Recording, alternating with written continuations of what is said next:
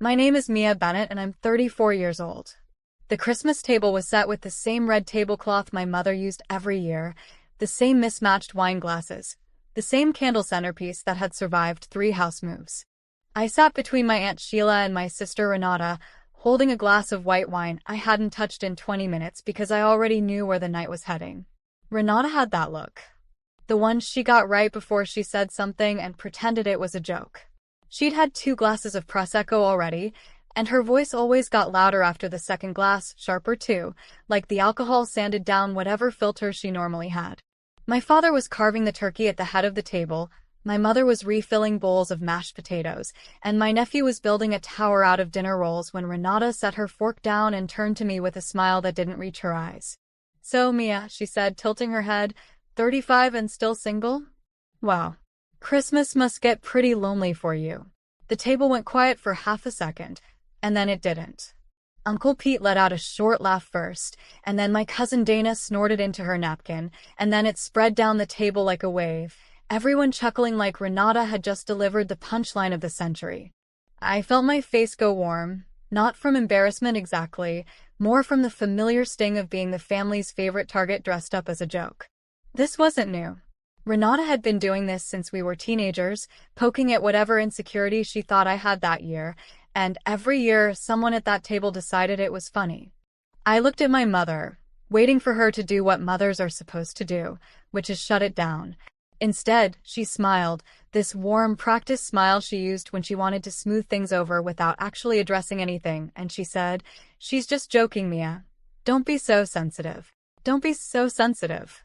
I'd heard that phrase more times in my life than I could count, and every single time, it was code for stop making other people uncomfortable with your discomfort. My mother had never once, in 34 years, told Renata to stop. She'd only ever told me to stop reacting.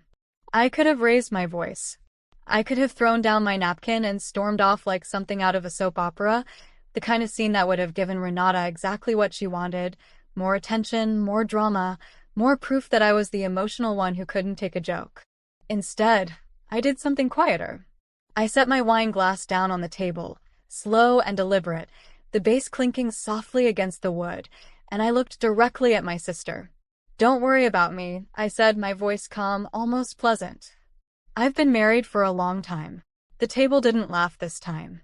My mother, who had been mid-motion raising her own glass for a toast to the meal, froze completely, her arms suspended in the air like someone had hit pause on her. Renata's smile cracked at the corners, confusion flickering across her face because in her mind, she had the story straight.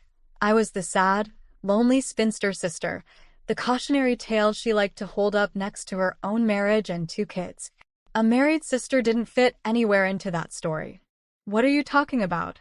Renata asked, her laugh coming out thin and unsure now.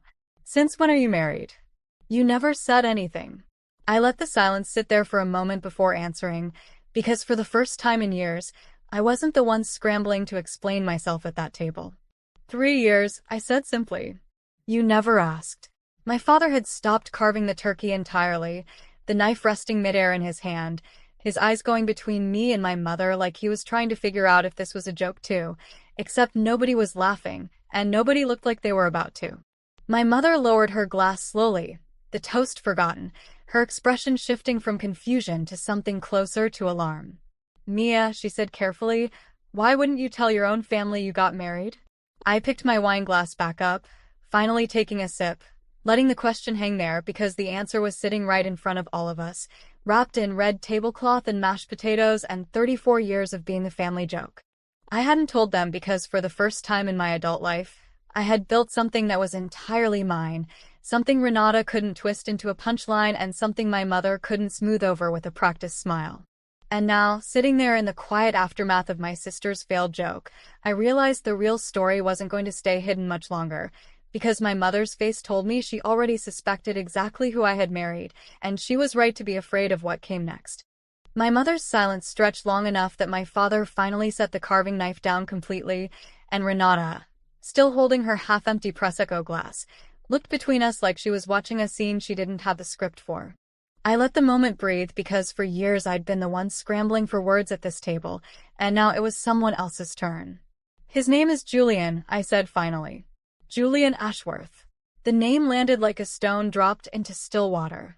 My mother's face went pale, and I watched her hand tighten around the stem of her wine glass. My father's jaw clenched, and even Renata, who moments ago had been laughing at my supposed loneliness, now looked like she'd swallowed something bitter. Julian wasn't just any name in our family's history. 3 years ago, my father's construction business had nearly collapsed after a contract dispute with a much larger firm, one owned by the Ashworth family, and my father had spent months telling anyone who'd listen how the Ashworths had buried him in lawyers and didn't care who they crushed. I remembered sitting in this same dining room listening to my father rage about it, watching my mother nod along, both of them certain the Ashworths were the villains of our family's story. What none of them knew was that I'd met Julian almost 4 years ago at a conference neither of them cared to remember, long before that contract dispute ever happened, and that our relationship had nothing to do with business and everything to do with two people who genuinely liked each other. When the dispute erupted, I'd made a choice to keep my personal life separate from my father's grudge, not because I was ashamed, but because I knew exactly how this family treated things they didn't approve of. I'd watched them do it to Renata's college boyfriend, to my cousin's fiancé, to anyone who didn't fit the mold they'd built in their heads. So I stayed quiet. I got married quietly in a small ceremony with 12 guests, none of whom were sitting at this table, and I let my family believe I was still the same lonely, single Mia they loved to joke about. "You married into the family that nearly destroyed us?" my father said, his voice low, more disbelief than anger, though the anger was clearly building underneath it. "They didn't destroy us, Dad," I said evenly. "The contract fell through because our bid was underpriced and the numbers didn't work, not because anyone was out to get you. I read the paperwork. I know the difference." My mother set her glass down hard enough that it rattled against her plate. "So all this time, while your father was losing sleep over that mess, you were sleeping with the enemy?" "I was building a life," I said, and for the first time all evening, my voice had an edge to it, sharp enough that Renata actually flinched. While everyone at this table was busy deciding I was pathetic for being single, I was married to a man who respects me more than anyone in this room ever has. While Renata was making jokes about my Christmas being lonely, I was spending it with a family that has never once made me feel small. The table was dead silent now. The kind of silence that used to terrify me as a kid, the silence right before someone got in trouble. Except this time, I wasn't the one in trouble, and everyone at that table knew it. Renata's face had gone from smug to something closer to humiliated, because in one sentence I'd taken the exact insult she'd thrown at me and turned it back on the entire family sitting around that turkey. My nephew, still oblivious, kept stacking dinner rolls like nothing in the world had shifted, and honestly, I envied him for it.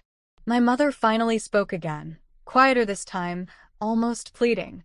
"Why didn't you just tell us, Mia? We're your family." I looked at her for a long moment before answering. "Because every time I've ever brought someone home, this family found a way to make them feel unwelcome, and every time someone laughed at my expense, you smiled and told me not to be sensitive. I didn't hide my marriage because I was ashamed of it. I hid it because I was protecting it from all of you." Nobody said anything after that.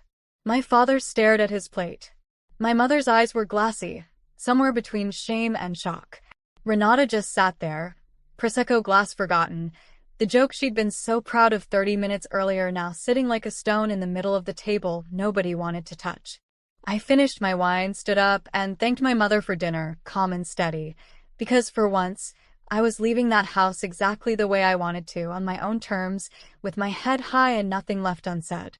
If you've ever sat at a table where your own family made you the punchline, you already know how powerful it feels to finally take your power back.